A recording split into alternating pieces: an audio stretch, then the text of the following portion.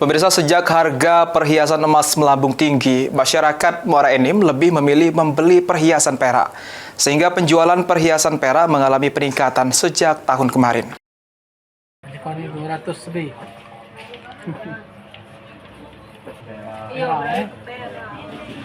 Ini pakai emas sekarang. Iya. Naik gara-gara banyak itu. Sejak harga perhiasan emas melambung tinggi, sebagian orang mengurungkan niatnya untuk membeli perhiasan dari emas. Bahkan akhirnya beralih menjual perhiasan emasnya.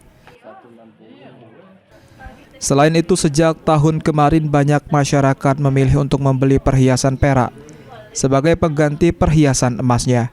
Dengan tren ini, pedagang perhiasan perak di Pasar Muara Enim mengalami peningkatan penjualan. Junaidi, salah satu pedagang perak, menerangkan, sejak harga perhiasan emas tinggi, banyak pelanggan membeli perak di toko miliknya. Bahkan kini harga perak naik mulai dari 20% hingga 50%. Meski harga perhiasan perak naik, namun harganya masih bisa dijangkau. Ya, sama cah itu 50%. 50% juga penjualan gitu. Dibanding sebelum-sebelumnya berapa persen? 10%. 10%. Jadi 40% kita mengalami kenaikan.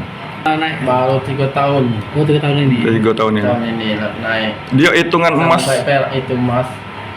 Emas kan naik. Kalau yang lokal 40 ya.